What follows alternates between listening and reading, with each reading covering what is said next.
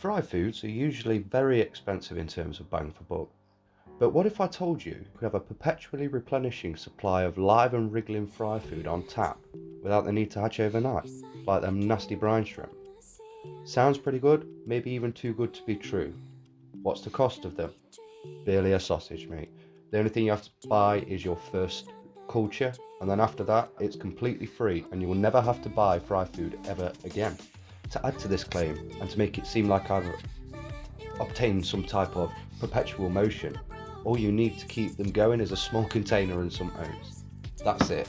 All you need to pay is something like £3 to £5 for your first starter culture in the UK, and you're ready to go. I don't know how much it will be in the US or anywhere else, but I'm pretty sure it's going to be around that price.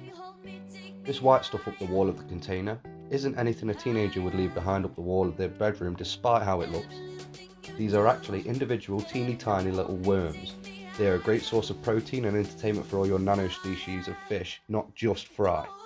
These worms have a nutty Latin name, which is on screen now, but I'm not even going to try, of course. But they can also be used for more than fry food, as I've just said. They can be used to facilitate breeding within the aquarium.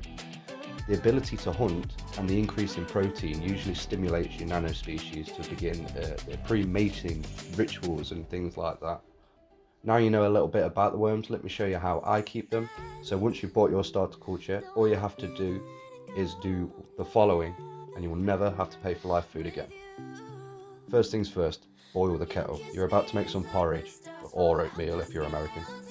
Once the kettle is boiled, make a cuppa. You know you're going to, you might as well get it out of the way. Grab a plastic container, something like this. It doesn't really matter what kind of container it is, but I will suggest a see-through one. Will make it much easier to see them reproduce over time.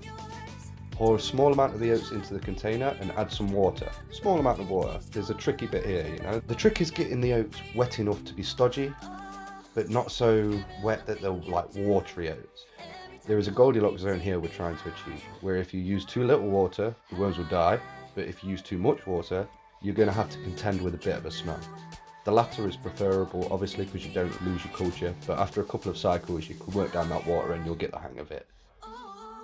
Once you have your oats looking something like this, put it into a container and spread it around the bottom into a 10mm layer or centimetre, you know. It doesn't really matter, but just a small layer enough for them to feed on for a bit. Let it sit there, let it cool. Whilst the oats are cooling, you can poke some air holes into your container lid. Once cooled to room temperature, add your bought starter culture. It usually comes in a freezer bag like this, but it might come in something else, it doesn't really matter. All you need to do is pour that into the middle of your oats and then spread it about a little bit. So it doesn't need to be in the edges, it'll make its own way to the edges. And yeah, that's it. That's literally all you need to do. You can add a pinch of brewer's yeast in order to kickstart the culture a little bit. It gives them a little bit more zing, I guess. The culture inside that container will last you at least 2 weeks, probably even longer. I can't tell you because my first culture hasn't died yet and I'm a month in.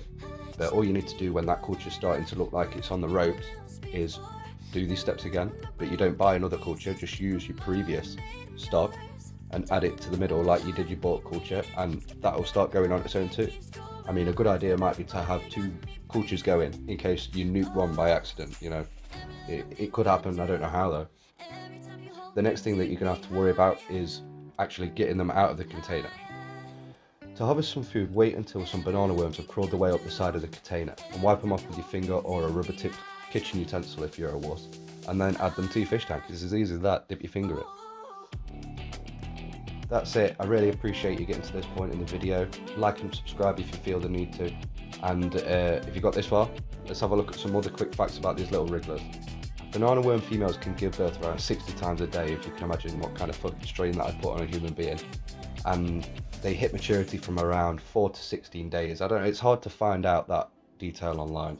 There's a lot of people saying 4 days, there's some people saying up to 16 days. I don't know, but around that period. I imagine it'll be quicker than 16 days though, from my experience.